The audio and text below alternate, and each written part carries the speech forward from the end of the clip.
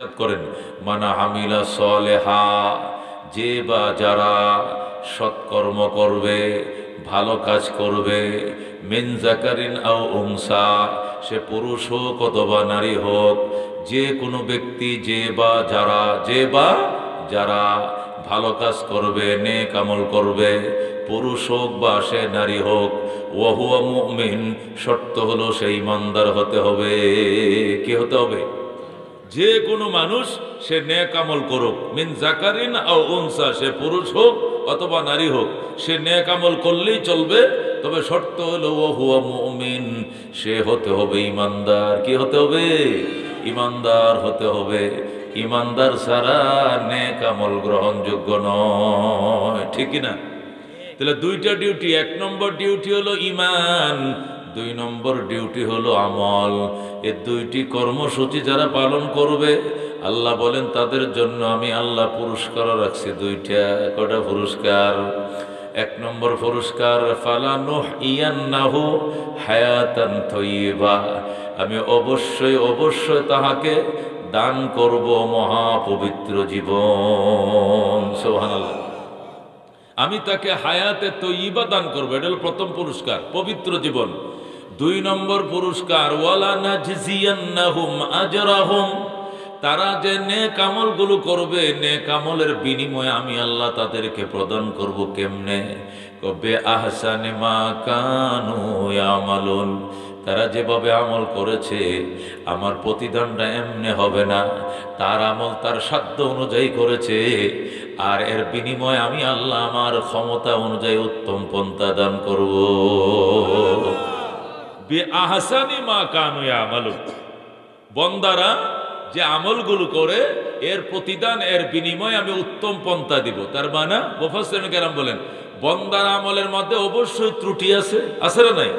আমাদের নামাজ শুরু করলে ওযুর মধ্যে ত্রুটি, মেসওয়াকে ত্রুটি, ঢিলা কুলুপে ত্রুটি, অঙ্গ ধোয়ার ক্ষেত্রে ত্রুটি, নিয়তে ত্রুটি, রুকুতে ত্রুটি, সজদায় ত্রুটি, মনোনিবেশে ত্রুটি, মন বাড়িতে, আমি আসি মসজিদে, কথা কোন ঠিক কিনা? একবারে শুরুর থেকে শেষ পর্যন্ত, একবার প্রস্তুতির থেকে সালাম ফিরানো পর্যন্ত ত্রুটি আর ত্রুটি। আল্লাহ কতর আমল ছিল ত্রুটিময়, কিন্তু আমি আল্লাহর প্রতিদান হবে ত্রুটি মুক্ত। এই জন্য আল্লাহ বলেন ওয়ালা নাজজিয়ান্নাহুম আজরাহুম, আমি আল্লাহ বিনিময় প্রদান করব তোমাদেরকে তোমাদের কর্মের প্রতিদান। বিআহসানি মা কানু ইয়ামালুন, যে আমল তোমরা করেছো এই আমলের ভিতরে ছিল ত্রুটি, কিন্তু আমি আল্লাহর দেন নিয়ামত, আমি আল্লাহর প্রতিদান হবে এহসান পন্থায়, সুন্দরভাবে, ত্রুটি মুক্তভাবে। সুবহানাল্লাহ। মেরে ভাই দোস্ত বুজুর্গ, তাহলে কথা দুইটা, কর্মসূচি দুইটা, পুরস্কার দুইটা, একদম সাদা সিধা তাফসীর। ডিউটি কয়টা? দুইটা। এক নম্বর ডিউটি হলো আনতে হবে ইমান। এক নম্বর ডিউটি কি? আনতে হবে ইমান। দুই নম্বর কর্মসূচি করতে হবে নেক আমল। তাহলে ইমান এবং নেক আমল দুইটা এক লগে লাগবে, একসাথে লাগবে। বোঝা গেল ইমান আর আমল যদি দুইটা একসাথে করি, দুইটা যদি একসাথে চালাই, তাহলে পুরস্কার দুইটা। প্রথম পুরস্কার হলো হায়াতে তৈয়্যিবা, মানে পবিত্র জীবন। দুই নম্বর পুরস্কার, যে কোনো নেক আমল করব, আমি করব আমার সাধ্য অনুযায়ী, আল্লাহ দিবেন তার ক্ষমতা অনুযায়ী বিনিময়। সুবহানাল্লাহ। এটা ছিল অনুবাদ।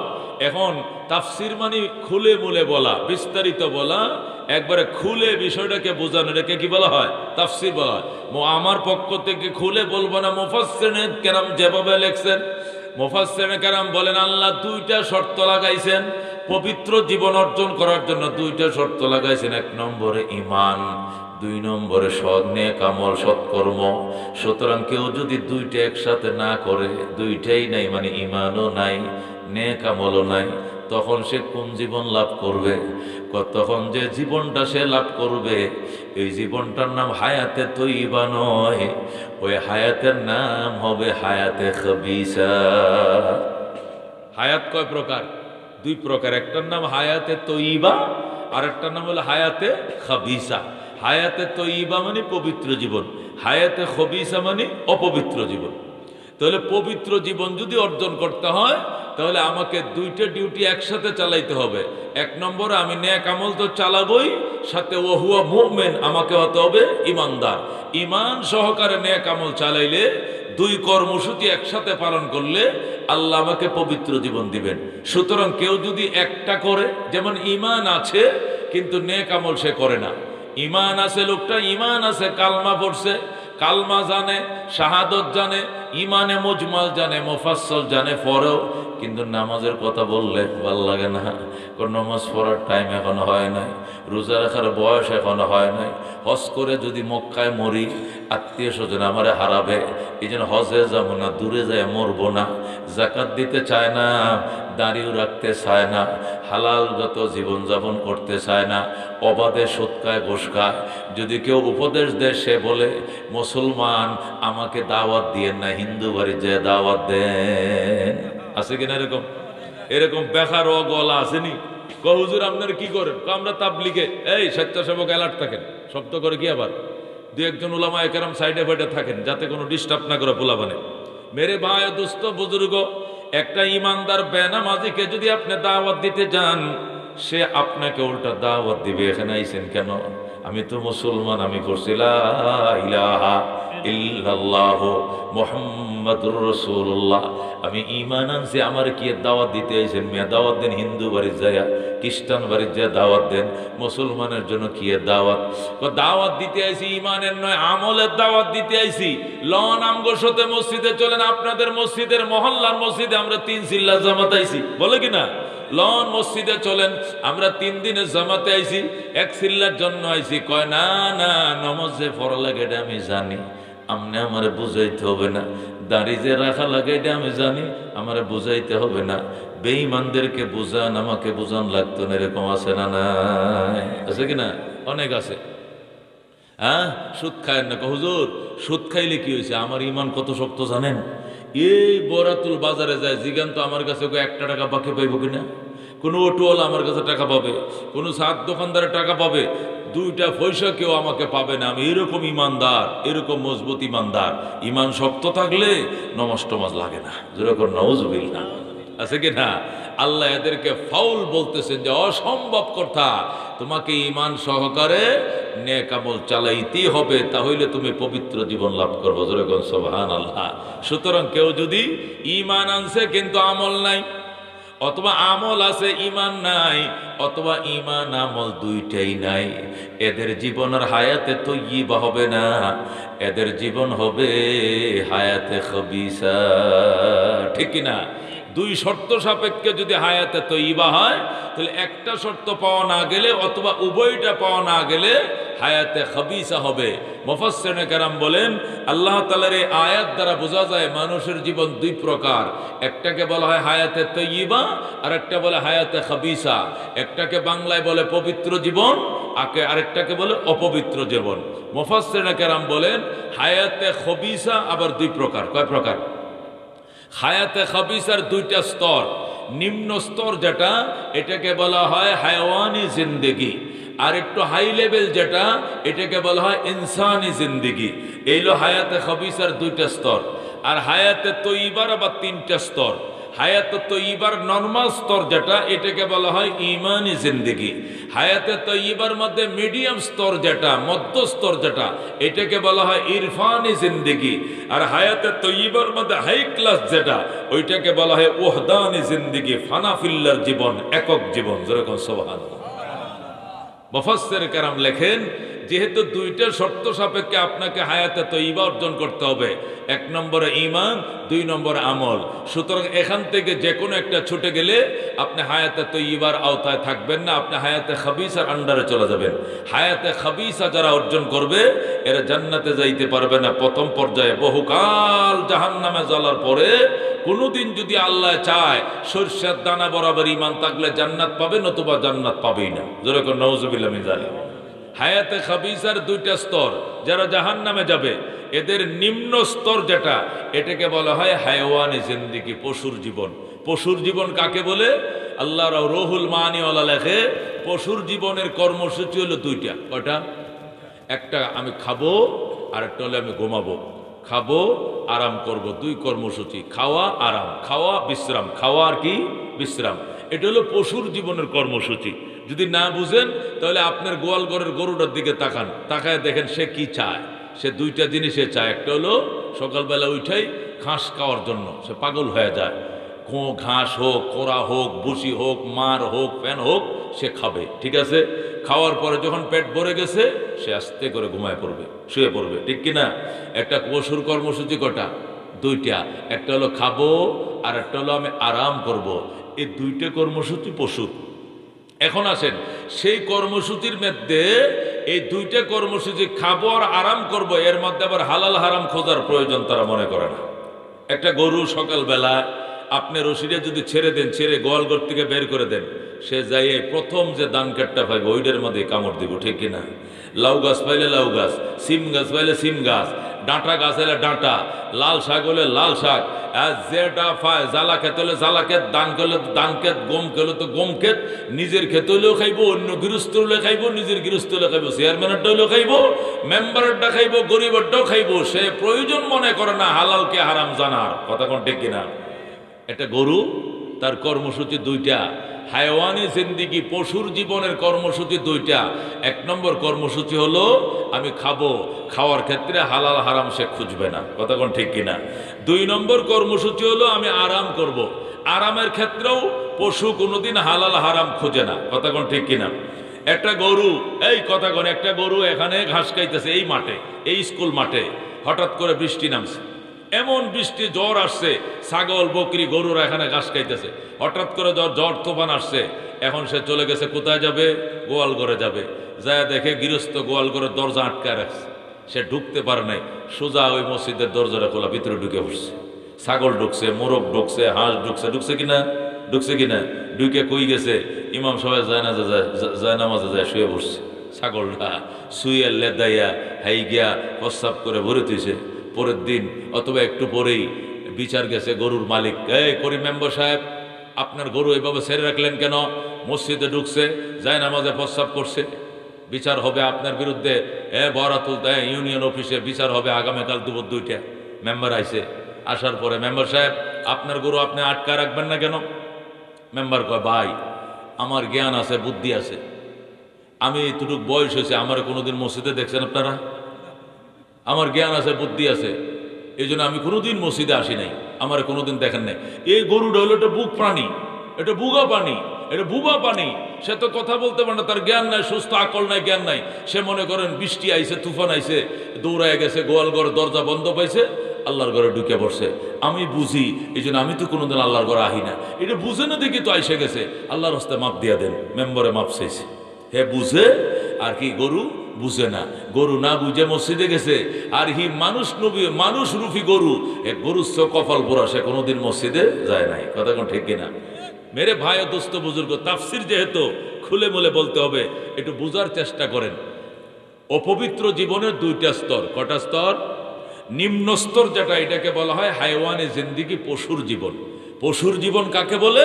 যে জীবনের চাওয়া পাওয়া কর্মসূচি হলো 2টা, একটা হলো খাবো আর একটা হলো আরাম করব।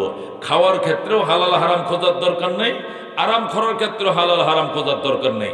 যেমন একটা গরু, সে খাওয়ার ক্ষেত্রে দান ফাইলেও খায়, গম ফাইলেও খায়, লাউ গাছও খায়, কদু গাছও খায়, সিম গাছ খায়, ডাঁটা গাছ খায়, ডেঙ্গা গাছ খায়, নিজের গৃহস্থের টাকায়, অন্য গৃহস্থের টাকায় খাওয়ার দরকার, সে হালাল হারাম খোঁজার দরকার নেই, কথা কোন ঠিক কিনা। 2 নম্বর আরাম করব, সে গোয়ালঘর পাইলে সেখানে আরাম করে, নাইলে মসজিদে ঢুকে, নাইলে মাদ্রাসায় ঢুকে, নাইলে দোকানে ঢুকে পড়বে, তার আরাম দরকার, হালাল হারাম খোঁজার দরকার নেই। মুফাসসিরিন কেরাম বলেন এটাকে বলা হয় পশুর জীবন। এই পশুর জীবন যদি কোনো পশুর মালিকে গ্রহণ করে, এই গরুর জীবন যদি গরুর গৃহস্থ গ্রহণ করে, আর গৃহস্থ যদি মনে করে দুনিয়াতে আইসি 2টা কাজ, একটা হলো খাবো আর একটা হলো আরাম করবো, ইনকাম করব, ব্যবসা করব, বয়রাতুল বাজারে ব্যবসা করব, আর রাত্রে যায় শুধু ভাত পাউটি ধুয়েও ঘুমাইতে পারি, না ধুয়ে নাইলে ঘুমায় পড়বো। নমাজ রোজা বন্দিগি জিন্দিগি, অন্য কিছুর প্রয়োজন নাই, কামাই করব আর খাবো আর ঘুমাবো। তাহলে তার গরু আর ওই গরুর গৃহস্থের মাঝখানে কি কোনো পার্থক্য আছে? গরুর যে কর্মসূচি, গরুর গৃহস্থর একই কর্মসূচি। গরু খাবো আর আরাম করব, গৃহস্থর কর্মসূচি একটাই, ইনকাম করব আর আরাম করব। আল্লাহ তাআলা বলেন এদেরকে, এই জিন্দেগিকে বলা হয় পশুর জীবন। এই জীবন যদি কোনো মানুষ অর্জন করে, সে জান্নাতের ঠিকানা কোনোদিন সে খুঁজে পাবে না। জোরে করে নাউজুবিল্লাহ। মেরে ভাই দোস্ত বুজুর্গ, ঠিক তদ্রূপ মানুষও এই জীবন ধারণ করে বসে আছে দুনিয়াতে। তার কর্মসূচি আমি খাবো। খাওয়ার ক্ষেত্রে গরু যেরকম হালাল হারাম খুঁজে না, সেও হালাল হারাম খুঁজে না। সুদের টাকা হালাল, ঘুষের টাকা দে বেটা, সুদের টাকা লাগাইতেছে, খাইতেছে, ঘুষের টাকা নিতেছে, সমাজ থেকে সুদ উঠাইতেছে, চাঁদা উঠাইতেছে, মস্তানি ভাতা উঠাইতেছে, হারাম খাইতেছে, হালাল খাইতেছে, যত পন্থায় হইতে পারে ধোঁকাবাজি প্রতারণা করে সে খাচ্ছে। যেভাবেই আসুক তার পকেটে আসলে হয়, সেটাকে হালাল মনে করে। জোরে করে নাউজুবিল্লাহ। সে তার যুবক ছেলে তার ঘরে ঘুমায়, খবর লয় না। অন্য কোনো মেয়ের সাথে কোথায় ঘুমায় সেই খবর সে লয় না। হালাল ভাবে জীবন যাপন করলেও সে আছে, হারাম করলেও আছে। আল্লাহ বলেন এটাকে পশুর জীবন। এই জীবনওয়ালা কোনোদিন জান্নাত পাবে না। আল্লাহ বলেন ওয়ালাকাদ যারানা লিজাহান্নামা কাসীরাম মিনাল জিন্নি ওয়াল ইনস লাহুম কুলুবুন লা ইয়াফকাহুনা বিহা ওয়া লাহুম আয়ুনুন লা ইউবসিরুনা বিহা ওয়া লাহুম আযানুন লা ইয়াসমাউনা বিহা উলাইকা কাল আনআম বাল হুম আদাল উলাইকা হুমুল গাফিলুন। বলেন আল্লাহু আকবার। আল্লাহ বলেন ওয়ালাকাদ যারানা লি জাহান্নামা, আমি জাহান্নামে পুরানোর জন্য, জাহান্নামে জ্বালিয়ে পুরার জন্য আমি একদল জিন এবং ইনসানকে বানাইছি। আল্লাহ একদল জিন এবং ইনসানকে, মানব দানবকে বানাইছি জাহান্নামের লাকড়ি বানানোর জন্য, পুড়ে মারার জন্য। এরা কেমন ইনসান? আল্লাহ লাহুম কুলুবুন লা ইয়াফকাহুনা বিহা, এদেরকে অন্তর দিয়েছে, অন্তর দিয়া সত্য অসত্য সে কোনোদিন বিবেচনা করে না, ভালো মন্দ সে কোনোদিন তারতম্য করে না, বোঝার চেষ্টা করে না। ওয়ালাহুম আয়ুনুন লা ইউবসিরুনা বিহা, এদেরকে চোখ দিছি, চোখ দিয়া সত্য জিনিসটা দেখে না। এদেরকে কান দিছি, কান দিয়া সত্য জিনিসটা শুনে না। আল্লাহ বলেন উলাইকা কাল আনাম, এরা চতুষ্পদ জানোয়ারের মতো, গরু ছাগলের মতো, ভেড়া দুম্বার মতো, শুয়োর হিয়াল বানরের মতো। বালহুম আদাল, বরং শুয়োর থেকেও সে নিকৃষ্ট। জোরে কর নাউজুবিল্লাহ। উলাইকা হুমুল গাফিলুন, তারা হলো গাফেল, তারা হলো অলস। আল্লাহ বলে একদল মানব দানব বানাইছি, একবারে হাত পান চোখ নাক কান সব দেখতে মানুষ, কিন্তু আসলে দেখতে দেখা যায় মানুষ, এরা মানুষ নয়। এ মিয়া, হাত পা নাক কান থাকলে কি মানুষ হয়? মানুষ হয়? গর্ব সুরত আদমি ইনসাবুদে আহমদ বুঝল হম এক সাবুদে আদমিরা আদমিয়ত লাজিমাস ওদেরা গর্বুন বাসদ হিজমাস। আল্লাহু আকবার। আকারে আকৃতিতে মানুষ হইলে যদি মানুষ হইতো তাহলে আবু জেহেলও মানুষ হইতো। কেননা আবু জেহেল যে বংশের, নবী একই বংশের, নবীও মক্কার, আবু জেহেলও মক্কার, নবীও কোরাইশের, আবু জেহেলও কোরাইশের, নবীও সুন্দর, আবু জেহেলও সুন্দর, সব দিক থেকে নবীও নেতা, আবু জেহেলও কোরাইশের নেতা। কথা কোন ঠিক কিনা? কিন্তু নবীর কাছে এক জিনিস ছিল, ওই জিনিস আবু জেহেলের ভিতরে ছিল না। এই জন্য নবী জান্নাতের সরদার আর আবু জেহেল জাহান্নামের লিডার। কথা কোন ঠিক কিনা? বেশকমটা কোন জায়গায়? বেশকমটা হাত দিয়া নয়, বেশকমটা চোখ দিয়া নয়, কান দিয়া নয়, নাক দিয়া নয়, গঠন দিয়া নয়, বেশকমটা হচ্ছে ঈমান দিয়া। কথা কোন ঠিক কিনা?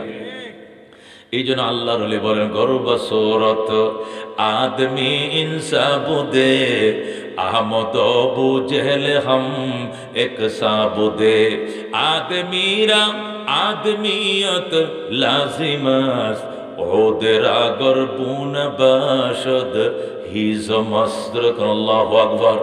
এই জন্য মেরে ভাই দোস্ত বুজুর্গ, এ হায়ওয়ানি জীবন, পশুর জীবন, এটা মানুষ কোনোদিন নিজের জীবন বানাইতে পারে না।